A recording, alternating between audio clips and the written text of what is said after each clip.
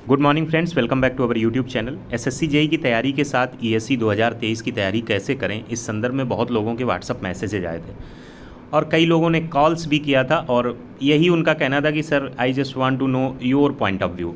तो हम उसी की बात कर लेते हैं। मेरे हिसाब से जो मेरी अपनी समझ है, जो मेरा अपना एक्सपीरियंस है, जो चीज़ें मैंने देखी हैं, जो लोग सिलेक्ट हुए हैं उनसे जो बातचीत हुई है और भी तमाम सारी चीज़ों को अगर कंक्लूड करें तो मुझे लगता है कि कम से कम समय में, जैसे आज की सिचुएशन है कि अब सितंबर चल रहा है, फरवरी में एग्ज़ाम है, ईएससी भी निकल जाए, नवंबर का एसएससी जेईई भी निकल जाए, तो उसमें पहली गलती ये नहीं करनी है कि टेक पोर्शन तो मेरा बहुत अच्छा है, ये तो हो जाएगा, मुझे नॉन टेक का पता करना है। पहली मिस्टेक यही है, यहीं से आपका सिलेक्शन के लगभग ना होने की गारंटी मैं दे रहा हूँ। टेक पोर्शन सबका अच्छा होता है और उस अच्छे में आप सबसे अच्छे बने, इसकी कोशिश ना करें आप, तो ये सबसे बड़ी आपकी गलती है। तो सबसे प्राइमरी चीज़ है कि टेक पोर्शन में किसी भी एग्ज़ाम में अगर 100 में 100 नंबर का पेपर है, अगर आप उसमें 75 कंक्रीट मार्क्स ला रहे हैं, इन मीन्स नेट मार्क्स ला रहे हैं, तो आप सिलेक्ट हैं, ये मान के चलिए।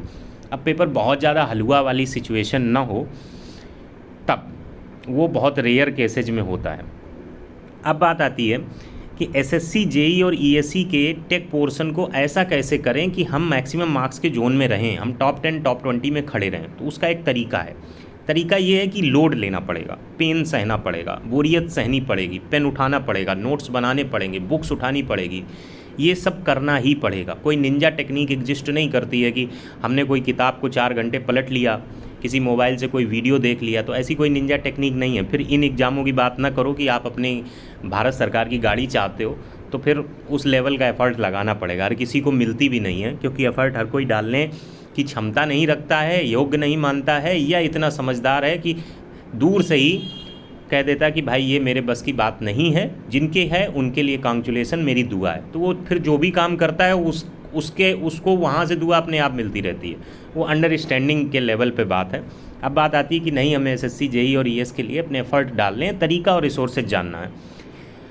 प्रीवियस ईयर के क्वेश्चंस को, स्पेशली 2 साल के, अगर 2020 और 2021 के आप अच्छे से देखते हैं तो टॉपिक वाइज देखिए। Topic in the sense, suppose आपने डिजाइन ऑफ स्टील स्ट्रक्चर का 2020 का पेपर एसएससी जेईई का देखा, फिर 2021 का देखा। इन दोनों के पेपर देखने के बाद आप कम से कम इतनी कैटेगरी के क्वेश्चन पाएंगे मिनिमम।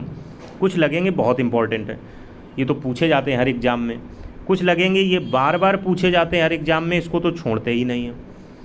कुछ रेयर लगेंगे जो पहले कभी देखे ही नहीं हैं, दोनों ईयर में ऐसे मिलेंगे 2-2 या एक क्वेश्चन। और कुछ लेफ़्ट टॉपिक्स होंगे कि स्टील स्ट्रक्चर का ये टॉपिक तो पूछा ही नहीं है, और जबकि ये अपने आप में कितना इम्पॉर्टेंट है। जब हम स्टील स्ट्रक्चर पढ़ने जाते हैं तो सब कहते हैं कि ये टॉपिक छोड़ना नहीं, ये तो इसने हाथ भी नहीं लगाया। तो वो टॉपिक अपने आप में इम्पॉर्टेंट बन गया अगले ईयर के लिए, जिसमें उसने हाथ नहीं लगाया। पॉसिबिलिटी है, गारंटी नहीं है। रेयर टॉपिक से आपकी केवल 2 डीलिंग है। 2 डीलिंग इन द सेंस, या तो हम उसे छोड़ देंगे वहाँ पर, दूसरी कहीं धोखे से हमें स्ट्राइक कर गया कि ये मैंने कहीं देखा था तो हम उसे कर देंगे, तीसरा इसमें कोई टेक्निक नहीं है। रिपीटिटिव और वेरी इंपॉर्टेंट आपके गलत नहीं होने चाहिए, और ये केवल आएगा रिहर्स्ड से। जब आप कई ईयर्स के क्वेश्चन पर्टिकुलर टॉपिक से ध्यान करके देखेंगे। बुक्स में जाइए तो ईयर वाइज क्वेश्चन न दे के टॉपिक वाइज दिए हैं। हम कह रहे हैं topic with a particular year. 2021 में डिजाइन ऑफ स्टील स्ट्रक्चर के कितने क्वेश्चन पूछे गए, क्या क्या कवर किया, 2020 में क्या क्या पूछा गया था। 2020 का लेफ्ट टॉपिक कहीं 2021 में तो नहीं आ रहा है, कहीं एक पैटर्न से क्वेश्चन तो नहीं पूछते। अब हम किसी के दिमाग में तो नहीं घुस सकते कि भाई तुम क्वेश्चन कैसे बनाते हो। ऐसा तो नहीं एसएससी जी ऑफिशियल में कहेगा कि ये क्वेश्चन पेपर इस प्रोफेसर के द्वारा बनाया गया, अगली बार इस प्रोफेसर के द्वारा बनाया जाएगा। तो बच्चे तो वहाँ प्रोफेसर को फ़ोन कर करके, वहाँ फिजिकल विजिट कर करके उसको परेशान कर देंगे कि सर इस बार कैसे सोचेंगे आप कौन सी बुक उठाएंगे। तो फिर उस पेपर का कोई मतलब नहीं रहा कि अगर हमें मैक्सिमम चीज़ें पता चली जाएं तो सीधे तो पेपर ही ना मिल जाए होने से पहले। तो उस जोन में नहीं जाना है। रिसर्च का एक लेवल रखना है कि हाँ, अनसर्टेनिटी रहे, ये तो पेपर का स्वभाव है। पेपर में क्या आएगा ये पता न हो, यही तो सबसे बड़ी चीज़ है, तभी तो देने में मज़ा है, तभी तो मेरी प्रिपरेशन चेक होगी। तो एक चीज़ तो ये हो गई।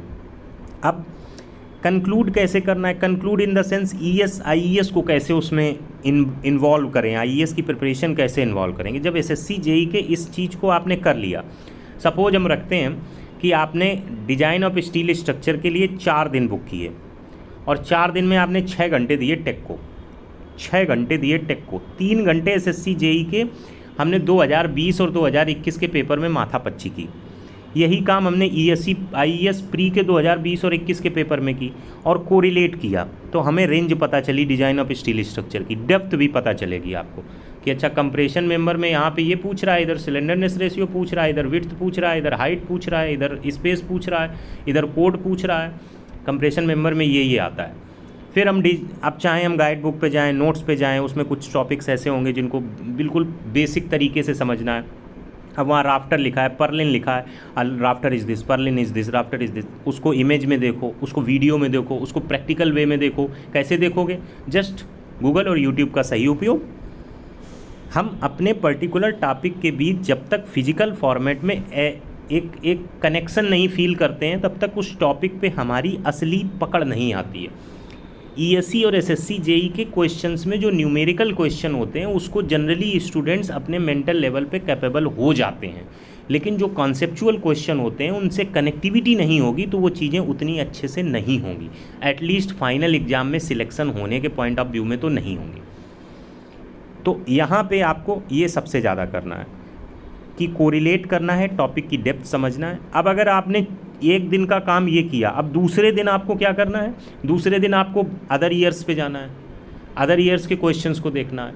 आपको अल्टीमेटली 1 साल के क्वेश्चन ही तो वहाँ लगाने हैं जाके, जो अगले 1 साल आने वाले हैं। तो हमारे पास एक रिदम रहनी चाहिए कि हमने सभी ईयर्स के क्वेश्चंस को कैसे कंप्लीट किया।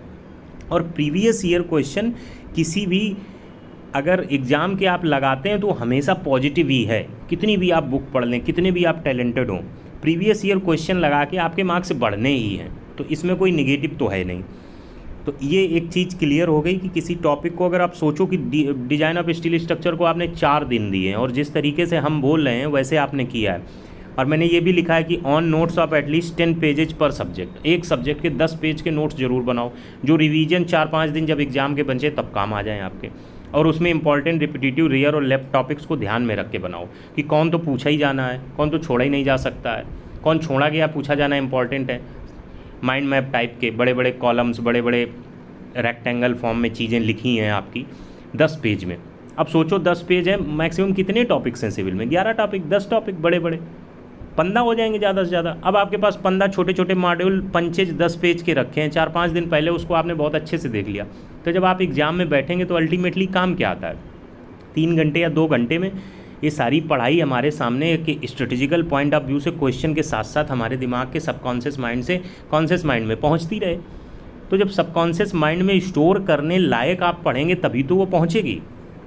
आपने केवल लग एंगल्स में इतना पढ़े, lug angles are used to reduce the length of the column, reduce the length of the flange section, reduce the length of the angle section.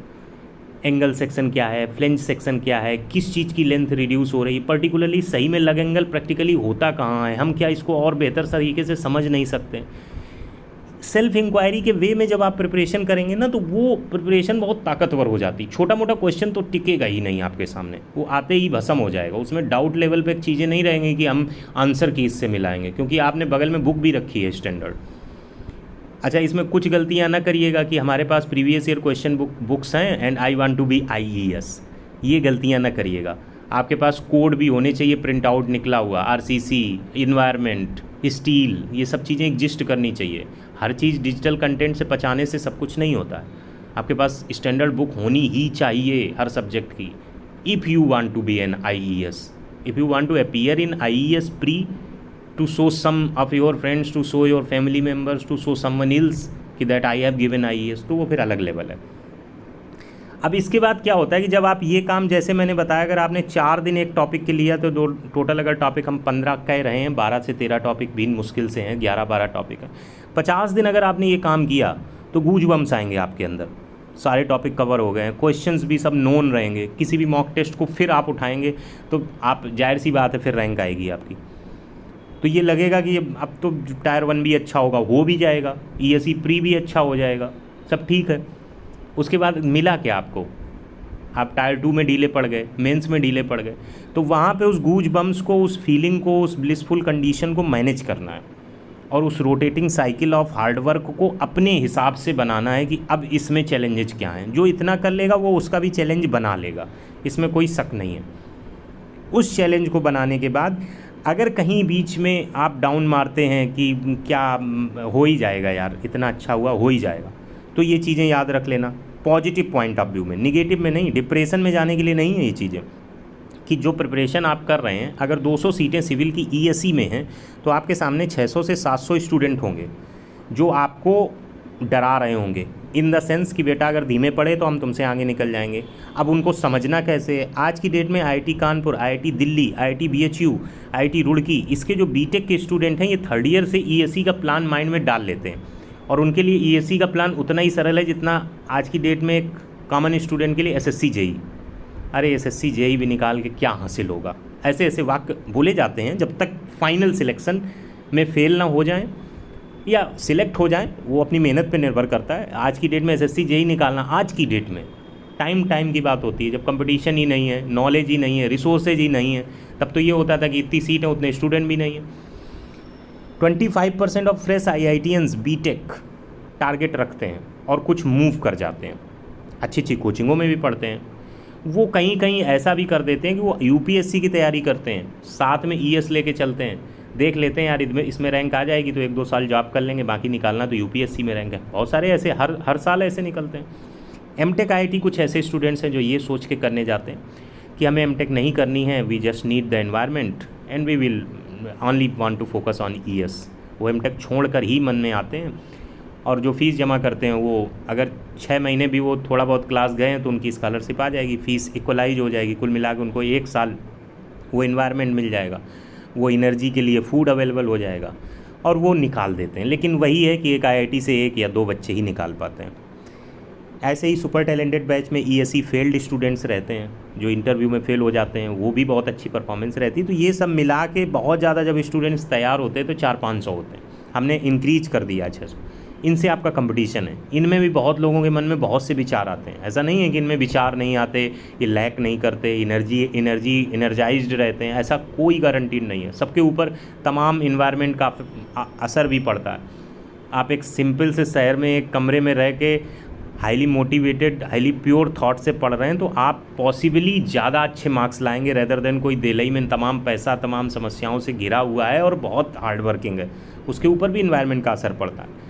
क्योंकि अल्टीमेटली वहाँ काम आता है चीज़, टैलेंट वहाँ काम आना चाहिए। उस 4 दिन पहले आपके ऊपर कोई मानसिक हमला तो नहीं हो गया, पता चले कि पता नहीं कौन रिलेशनशिप में थे, अचानक से कौन सी बातें आपके गूंजने लगीं।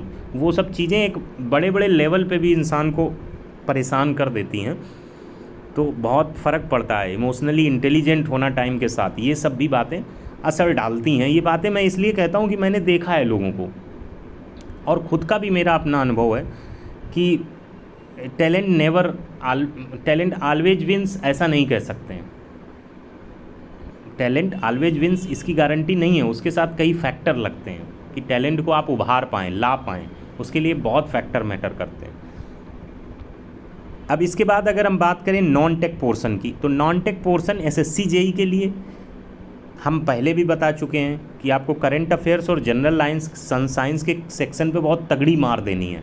कम से कम वहाँ 20 to 25 क्वेश्चन आपके पक्के हों। बाकी पे आप अगर सहज तरीके से भी चले जाएंगे तो एक कॉमन सेंस इंजीनियरिंग माइंड का होता है, 5 नंबर 8 नंबर ले आएगा, 30-32 नंबर अगर जनरल अवेयरनेस में आ जा रहे हैं एसएससी जेई के, और सिंपल तरीके से रीजनिंग कर रहे हैं और टेक पोर्शन कर रहे हैं, तो आपके नंबर इतने आ गए कि आप टायर 2 में बैठने लायक। फिर उसमें मेहनत करिए और सिलेक्शन लीजिए। ईएससी का जो नॉन टेक है ये चैलेंजिंग है कोचिंग वालों के लिए। जो दिल्ली में कोचिंग वाले हैं वो सरप्राइज्ड हो जाते हैं जब पेपर आता है। उसके पीछे रीज़न है, बहुत कायदे का पेपर बनता है, बहुत कायदे का इन द सेंस, अगर कोई यूपीएससी की तैयारी कर रहा है, यूपीएससी की प्रिपरेशन कर रहा है और मेंस लेवल पे प्रिपरेशन कर रहा है, मतलब सिर्फ प्री नहीं निकालना है, उसे मेंस निकालना है, और उसने ईएस को देने का मन ठान रखा, उसका नॉन टेक बहुत अच्छा जाता है। और कहीं कन्वेंशनल ले रखा उसने सिविल इंजीनियरिंग, तो उसका नॉन टेक और ख़तरनाक जाता है, क्योंकि उसे पता होता है उधर तो वो करना ही करना है। तो टेक हो जाता है तो नॉन टेक में इधर पूरी जान लग जाती है। इथिक्स के क्वेश्चन बहुत जनरल तरीके से हो जाते हैं। अच्छा, जो नहीं यूपीएससी सिविल सर्विसेज का करा, क्या उसका नहीं होता? उसका भी होता है, उसे एक्स्ट्रा एफर्ट डालने पड़ते हैं। हमने कहा है research over last 2 years paper in 3 years, ये आपकी अंडरस्टैंडिंग के लिए। मैं यहाँ रिसर्च करके कुछ बताऊँ तो मुझे थोड़ी ना अपीयर होना है। तो 2 ईयर्स पेपर्स जो हैं, पिछले 2 साल के जो पेपर हैं उनको 3 लेयर में कैसे समझो। पहले तो ये पोर्शन निकालो कि ईजीएस्ट क्या है। अगर ओवरव्यू से भी देखें तो ये 3 पोर्शन मुझे दिखे, current affairs, engineering, mathematics and aptitude. लेकिन क्या ये 100 नंबर 100 क्वेश्चन हैं क्या? 100 क्वेश्चन हमारे कवर हो जा रहे हैं इससे? नहीं। लेकिन यदि इनमें से आप गलत करते हैं ना तो आप सिलेक्ट ना होने की डायरेक्शन में झुके हुए हैं। इनमें गलती नहीं होनी चाहिए। सबसे पहले इस पे कमांड बनानी है, जो पता है, जिसके रिसोर्सेज पता हैं, जिसको करना हमारा धर्म है। इसके बाद आता है अदर सेक्शन, उसके रिसोर्सेज क्या है ये पता लगाना। कहीं यूपीएससी प्री के क्वेश्चन तो रिपीट नहीं हो रहे, कहीं एसएससी सीजीएल सीएचएसएल इसके क्वेश्चन तो नहीं आ जाते हैं, कहीं यूपी पीसीएस के क्वेश्चन तो नहीं आ रहे हैं। बिल्कुल सेक्शन ही अलग है, एकदम अलग तरीके की चीज़ें पूछी जा रही हैं। क्या रिसोर्सेज हो सकते हैं, पता लगाओ, अपने लेवल पे करो, और आप पाएंगे कि एक लेवल पे आपको लगेगा कि इधर से 15 नंबर और निकाल लें और ये सारे मार्क्स निकाल लें तो एक पॉसिबिलिटी है कि we can tackle with this paper, we can tackle with this paper, it's very easy to tackle with this paper.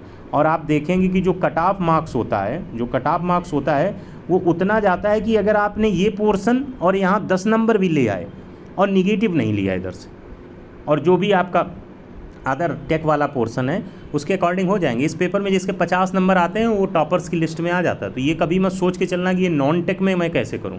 और इसके लिए स्पेशली हम नेक्स्ट वीक में या उसके पहले ही नॉन टेक के लिए, ईएससी के लिए एक स्पेशल बैच क्रिएट करेंगे। मेरे लिए ये चैलेंज है कि इसमें 70 नंबर लाने हैं, 70 नंबर का मटेरियल देना है कि 70 नंबर उसमें से आ जाएँ। ये रिस्पॉन्सिबिलिटी है। तो देखते हैं, और लोड के लेवल पे थोड़ा सा दिक्कत होगी लेकिन हम करेंगे।